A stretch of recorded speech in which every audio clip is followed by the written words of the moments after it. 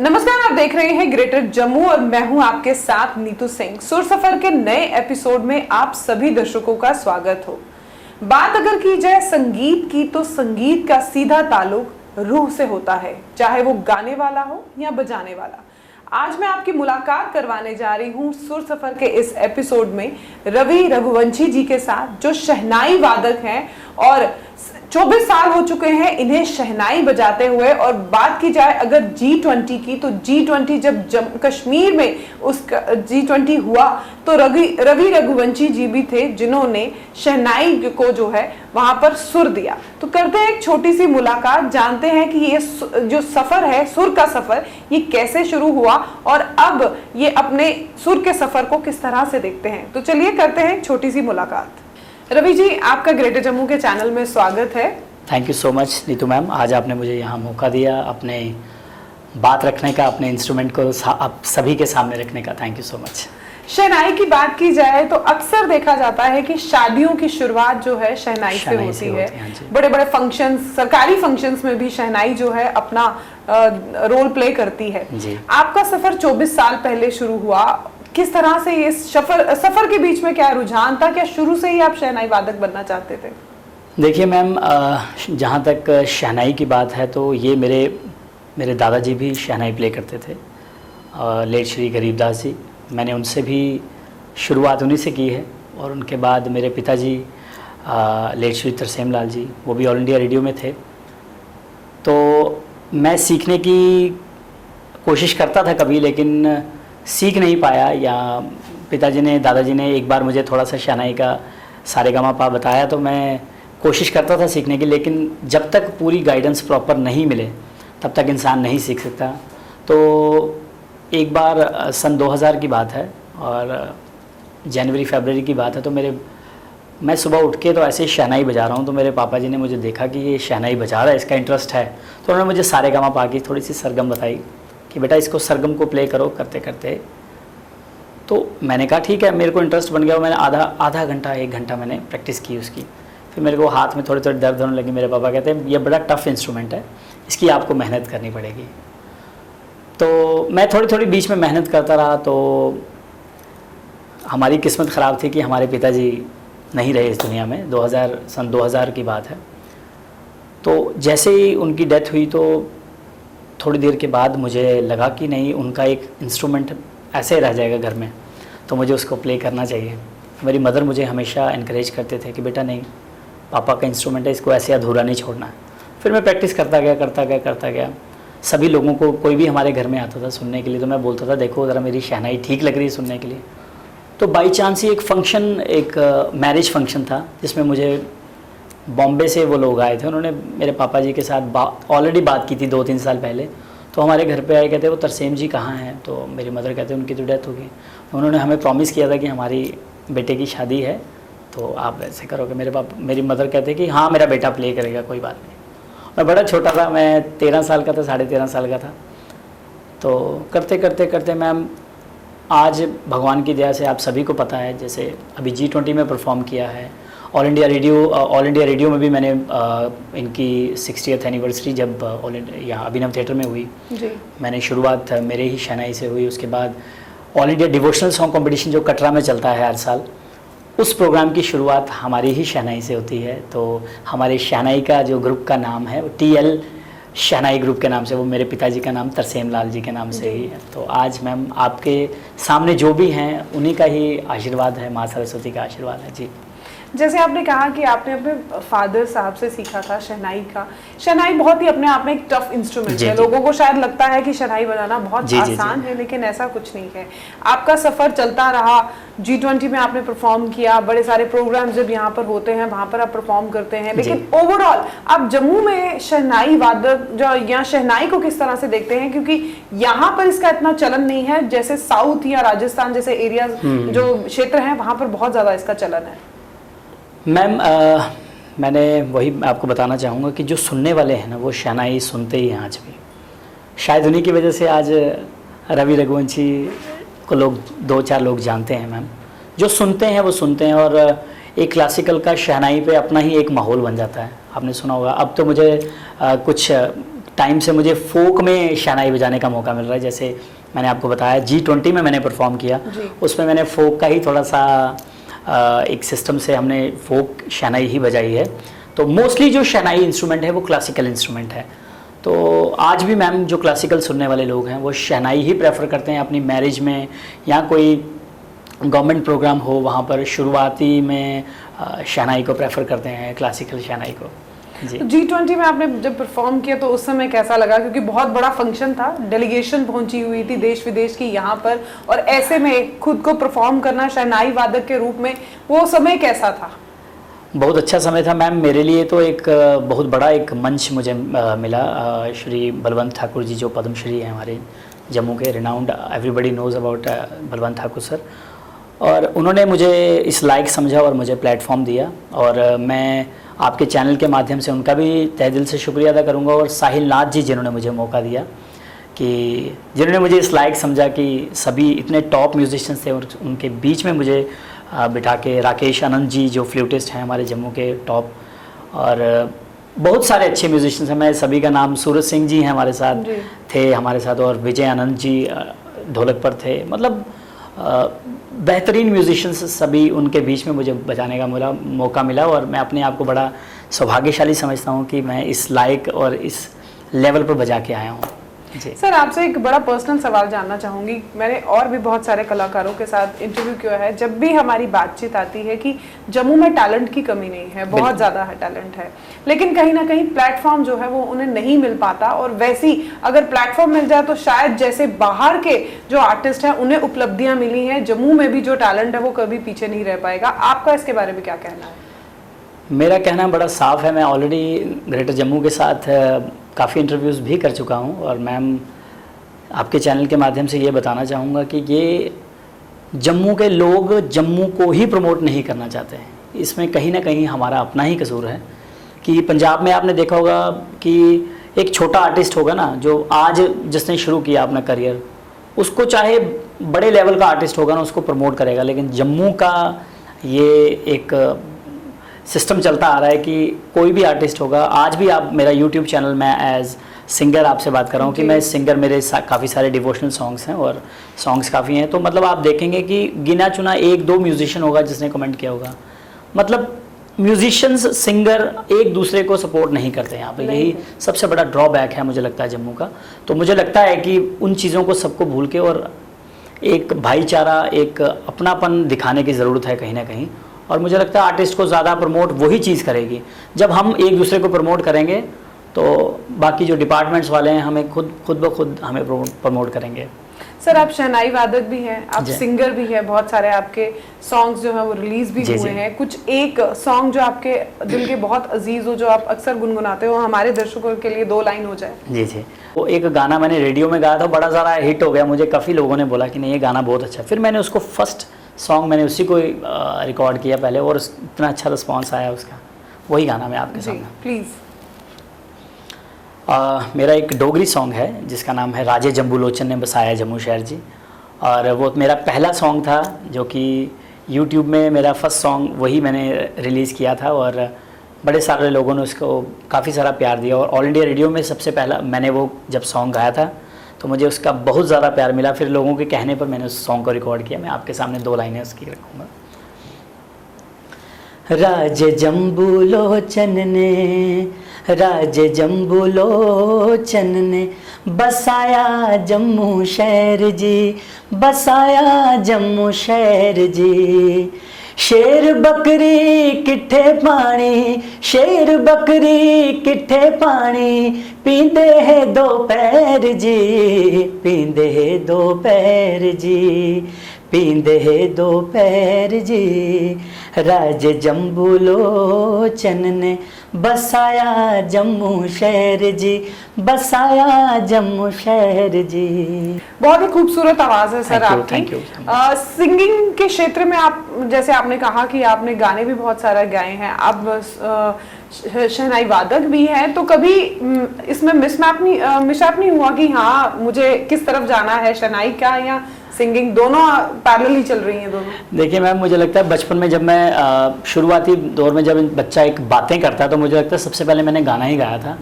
हाँ, तो वो गाना तो एक मेरा बचपन से ही चलता आ रहा था। और ये शहनाई के इंस्ट्रूमेंट ऐसा है कि जो ये भी परंपरा चलती आ रही है हमारे परिवार की, और ये मुझे कहीं ना कहीं संभाल के रखनी पड़ी, क्योंकि मेरे पिताजी का कहीं ना कहीं उनके भी हाथ लगे हैं इस इंस्ट्रूमेंट पर, तो मुझे उसको चलाना पड़ा। और मुझे लोगों को लगता है कि जो शहनाई बजाते हैं वो गा नहीं सकते हैं, मोस्टली विंड इंस्ट्रूमेंट्स का ऐसा ही होता है। तो लेकिन मुझे जहाँ तक लगा कि मुझे शहनाई बजाने से मुझे गाने में मेरे प्रगति हुई है, मुझे लगता है। जहाँ कहीं ना कहीं मुझे इस इंस्ट्रूमेंट में मेरे पिताजी की, मेरे दादाजी की बहुत सारी ब्लेसिंग्स हैं, जिससे मुझे कभी भी गाने में कभी भी रुकावट नहीं आई। और मुझे मतलब कई बार ऐसा होता है कि शहनाई के प्रोग्राम में, शहनाई के बाद मुझे सिंगिंग करने का मौका मिलता है, ऐसा प्रोग्राम्स मैं करता हूँ। मैं तो लेगेसी मेंटेन करने में कितना टफ रहा? मतलब आपके पिताजी ने, आपके दादाजी ने, फिर आपके पिताजी ने, अब आप उस लेगेसी को मेंटेन कर रहे हैं, तो ये कितना टफ रहता है आपके लिए? क्योंकि घर और भी बहुत सारे आपकी जिंदगी में काम होंगे। जी। कितना टफ रहता है आपके लिए? देखिए मैम, जहाँ तक आपने बात की कि विरासत में ये संगीत और ये इंस्ट्रूमेंट मुझे मिला है, वैसा तो मैं कभी परफॉर्म कर नहीं सकता हूँ ज़िंदगी में भी, मैं अगर कोशिश भी करूँ जितनी भी, लेकिन बस उस परंपरा को बरकरार रख रहा हूँ, बस यही मेरे लिए बहुत बड़ी बात है।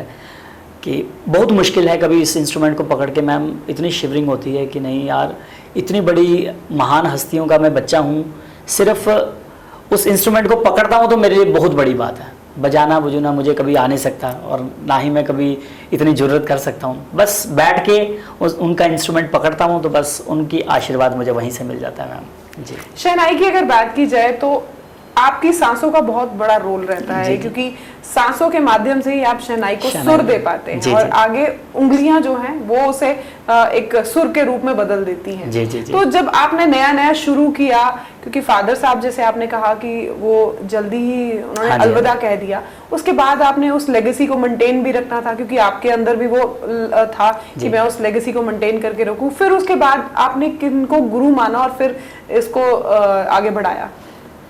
देखिए मैम, शुरुआती दौर में वही मैंने आपको बताया, कुछ प्रैक्टिस मैं खुद करता था जी।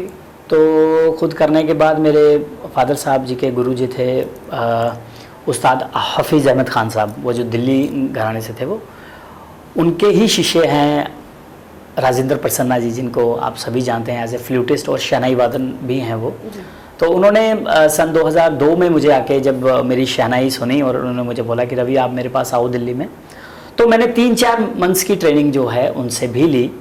तो वो भी मेरे गुरु समान हैं और गुरु ही हैं, उनसे भी मैंने 3-4 महीने ट्रेनिंग शहनाई की ली, और फिर प्रैक्टिस करता रहा। कुछ रागों पे मैंने प्रैक्टिस की, फिर बस आशीर्वाद से ही बस चलता रहा सिलसिला, और बस करते जा रहा हूँ। जी रवि जी, आजकल देखा जा रहा है, एक समय था जब ये चीजें विलुप्त हो रही थी, लेकिन अब जैसे जैसे हम लोग एडवांस हो रहे हैं, ये चीजें वापस रिवाइव भी हो रही हैं बड़ी सारी। खासकर अगर सोशल मीडिया की बात की जाए तो वो एक ऐसा प्लेटफॉर्म मिल गया है, चाहे आर्टिस्ट हो या चाहे कोई किसी की भी बात करे, किसी भी क्षेत्र की बात करे, तो एक सोशल मीडिया ऐसा प्लेटफॉर्म मिल गया है जहां पर आप अपनी पहचान खुद बना सकते हैं। तो अब आप शहनाई को कहाँ देखते हैं कि क्या लोगों के बीच में, जहाँ एक समय था ये चीजें विलुप्त हो रही थी, क्या कमबैक जब हुआ है तो अब लोगों का रिस्पांस कैसा देखने को नजर आ रहा है? देखिए मैम, आजकल तो सोशल मीडिया का टाइम है। आप में अगर कोई क्वालिटी है तो मुझे लगता है कि अगर आप सोशल मीडिया पे वो चीज़ रखते हो लोगों के सामने, तो लोग अच्छी चीज़ को ज़रूर अच्छा कहेंगे। तो जहाँ तक सिंगिंग की बात है, मैं अक्सर लाइव आके लोगों से बात करता हूँ, लोग बड़ा अच्छा रिस्पांस करते हैं, और मुझे लगता है कभी कभी शहनाई बजाने का भी मौका मिलता है तो लोग बड़ा अच्छा रिस्पांस करते हैं। लेकिन आजकल के जो बिज़ी शेड्यूल में हम लोग इतना समय नहीं निकाल पा रहे हैं कि जिससे कि हम लोग बैठ के कभी शहनाई बजाएं या कभी सिंगिंग करें, तो हमें स्टेज पर ही मौका मिलता है अक्सर, तो लोग काफ़ी अच्छा रिस्पॉन्स हमें करते हैं उसमें भी। जी, भारत में शहनाई जो है बड़ा ही एक अहम वादक भी रहा है, और अगर बात की जाए शहनाई की तो उस्ताद बिस्मिल्लाह खान, उनका नाम तो जहन में आ ही जाता है जब भी शहनाई की बात आती है। तो आप बिस्मिल्लाह खान जी को भी, उस्ताद बिस्मिल्लाह खान जी को भी मानते होंगे, तो उनकी कभी कोई शहनाई बजाने की कभी आपने कोशिश की? देखिए मैम, सबसे बड़ी बात है कि जिस शहनाई का स्केल जो बिस्मिल्लाह खान साहब, उस्ताद बिस्मिल्लाह खान साहब जी का था, जो शहनाई का स्केल, मेरी शहनाई का भी स्केल भगवान की दया से उन्हीं की स्केल से मैच करता है। और ये शहनाई आज तक मुझे लगता है अभी के टाइम में ये शहनाई मिलती ही नहीं है। ये मेरे पिताजी ने कम से कम 40-45 साल पहले ये शहनाई ली थी, और तब हमें इस शहनाई की इम्पोर्टेंस नहीं पता थी। आज जब हम बाज़ार में कभी नई शहनाई के लिए कभी सोचते हैं तो ऐसी शहनाई मिलती नहीं। तो मैं अपने आप को बड़ा खुशनसीब समझता हूँ कि ये जब खान साहब की मैं शहनाई सुनता हूँ तो ये स्केल और उनका स्केल एक ही है। तो वो तो विश्व गुरु हैं जी। तो मतलब वो इतने बड़े महान आर्टिस्ट थे जिन्होंने ये कह दिया था कि लाइफ टाइम अचीवमेंट अवार्ड मिला जब उनको, तो उन्होंने ये बात बोली कि उनको जब किसी ने पूछा कि खान साहब आप क्या कहना चाहते हैं, इतना बड़ा आज आपको अवार्ड मिला है तो आपने क्या क्या बोलना चाहेंगे। उन्होंने बोला कि मैंने ज़िंदगी में सा लगाने की कोशिश की, मेरे से वो नहीं लगा। तो मैम हम तो अभी कुछ कहने लायक भी नहीं है। वो इतने बड़ी महान शख्सियत थी जिन्होंने इतनी बड़ी बात कह दी। तानसेन खान साहब से किसी ने ये पूछा था कि आप संगीत के बारे में कितना जानते हैं, तो वो समुद्र के किनारे खड़े थे, तो उन्होंने अपनी ये लिटिल फिंगर पानी में डिप की और वो एक ड्रॉपलेट जो बना उसमें उन्होंने बोला कि ये हमने सीखा है और अभी ये इतना बाकी है। तो हमारा अस्तित्व मैम कुछ भी नहीं है, उस ड्रॉपलेट में हमारा कहीं कोई अस्तित्व नहीं है, लेकिन हम इस इंस्ट्रूमेंट की हम पूजा कर सकें, हमारे लिए यही बहुत बड़ी बात है। बिस्मिल्लाह खान साहब जी, तो मैंने बताया आपको कि वो विश्व गुरु हैं जी। तो इतनी बड़ी महान शख्सियत के बारे में आपने बात की, तो मैं बस उनको प्रणाम कर सकता हूँ मैम जी, उनके आशीर्वाद से चल रहा है सब कुछ जी। G20 में शहनाई, आपकी शहनाई से जो है शंखनाद हुआ कश्मीर में जी। जो आपने वहां पर उस समय शहनाई बजाई थी, अगर आप हमारे दर्शकों को वही शहनाई आज सुनाएंगे तो मैं आई एम श्योर जो दर्शक आपको देख रहे हैं, जो आपके चाहने वाले हैं, जी, जी, जी। वो फिर से उस माहौल को एक बार महसूस कर सकेंगे। जी मैम, जरूर जरूर।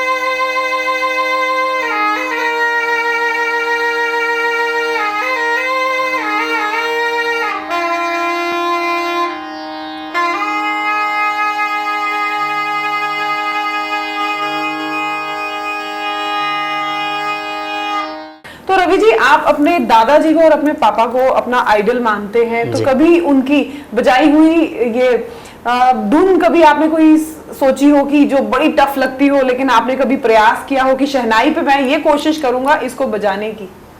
हाँ मैम, मैंने हमेशा कोशिश की कि वैसा ही बजाने की कोशिश करूँ हमेशा, कि एक बच्चे को हमेशा जब अपने पिताजी को या अपने दादाजी को अपना आइडल मानते हैं जब, तो अपने आइडल को जब भी कोशिश करता है इंसान को कॉपी करने की कोशिश, हमेशा मैं आज भी कोशिश करता हूँ लेकिन कभी खरा उतर नहीं पाता हूँ।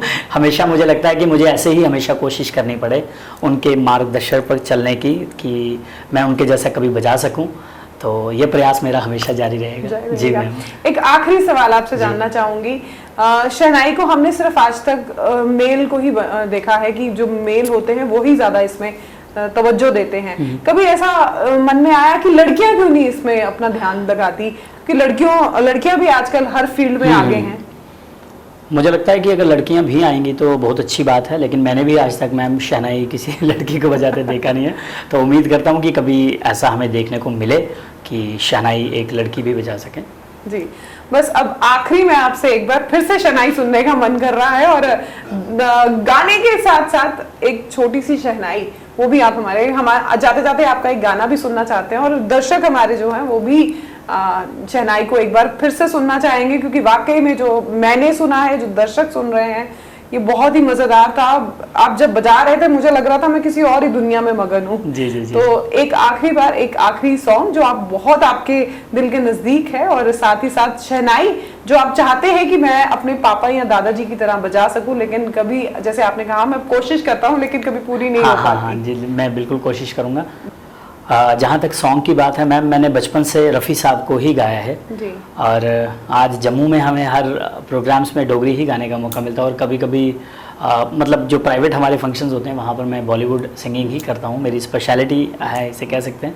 और मैं रफ़ी साहब को ही गाना प्रेफर करता हूँ, और रफ़ी साहब के 2 बोल मैं आपके सामने रखना चाहूँगा, और मुझे लगता है आप सभी को बहुत पसंद आएगा।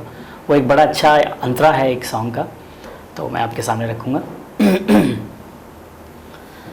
कौन रोता है किसी और की खातिर है दोस्त। रवि रघुवंशी जी, आपसे बातचीत करके बहुत ही मजा आया। आपके संगीत को सुना, आपकी शहनाई को सुना। जब मैं सुन रही थी, मैंने पहले भी आपको कहा, मैं दूसरी ही दुनिया में थी, और जो दर्शक आपको सुन रहे होंगे, आई एम श्योर वो भी उस अलग ही एहसास को महसूस कर रहे होंगे। तो ये थे हमारे साथ शहनाई वादक रवि रघुवंशी जी, जिनसे हमने एक छोटी सी बातचीत की। शहनाई वादक हैं और सिंगर भी हैं, और साथ ही साथ कला के क्षेत्र में आगे बढ़ते हुए चले जा रहे हैं। G20 सम्मेलन में इनकी शहनाई से ही, G20 सम्मेलन जो श्रीनगर में हुआ था उसका शंखनाद हुआ था। सिर्फ G20 ही नहीं, और बहुत सारे प्रोग्राम्स हैं जिनमें ये हिस्सा लेते हैं। लेकिन कहीं ना कहीं एक बात जो मैं अपने चैनल के माध्यम से आप सबको कहना चाहती हूँ कि जम्मू कश्मीर में टैलेंट की कोई कमी नहीं है, सिर्फ प्लेटफॉर्म की कमी तो जो छोटी बहुत है। लेकिन साथ ही साथ मैं एक अपील करूंगी आप सभी से कि अगर आपको कोई टैलेंटेड इंसान से आप रूबरू होते हैं या बातचीत करते हैं या किसी का सॉन्ग सुनते हैं या फोक किसी भी माध्यम से आप जुड़ते हैं, तो उसे प्रमोट जरूर कीजिए, क्योंकि आपकी प्रमोशन की वजह से आप सिर्फ उस इंसान को नहीं, जम्मू कश्मीर का नाम भी आगे की ओर बढ़ाते हैं। तो ये एक अपील रहेगी, और हम विशेष देते हैं ग्रेटर जम्मू की तरफ से रवि रघुवंशी जी को कि आगे ये अपनी जो जिंदगी में हासिल करना चाहते हैं वो जल्द हासिल करें, और कामयाबी की सीढ़ियों को इसी तरह से लगातार चढ़ते चले जाए। तो क्या कुछ कहना चाहते हैं इस वीडियो के बारे में, कमेंट सेक्शन में कमेंट करके जरूर बताइएगा। तब तक के लिए मुझे दीजिए इजाजत। अगले हफ्ते एक नए आर्टिस्ट के साथ रूबरू होंगी आपके साथ। कैमरामैन अजय जाडू के साथ मैं नीतू सिंह, ग्रेटर जम्मू के लिए धन्यवाद।